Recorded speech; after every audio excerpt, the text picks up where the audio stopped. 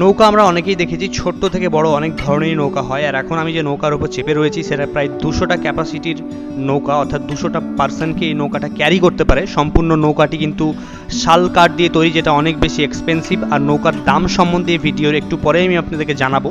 ছোট্ট একটা জেনারেটর দেখতেই পাচ্ছেন, এটা একটা আলাদা কাজ রয়েছে। নৌকার ভেতরে যখন বৃষ্টির সময় জল জমা হয়, সেই জলটাকে বাইরে ছেঁকে ফেলার জন্য এই জেনারেটরটি ইউজ করা হয়। আর সম্পূর্ণ এত বড় নৌকাটাকে শক্তি প্রদান করার জন্য ইউজ করা হয় বড় জেনারেটর। এই হচ্ছে সেই জেনারেটর।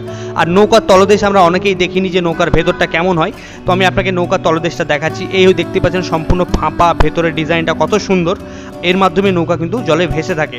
এইবার নৌকার যা দাম সেটা আপনারা নিজের কানে একবার শুনে নিন নৌকার ওনারের কাছ থেকে। ये नाव का प्राइस कितना आता है? नाव नया बनाने के लिए कम से कम 5-15 लाख रुपए का नाव। তো ভিউয়ার শুনতেই পেলেন।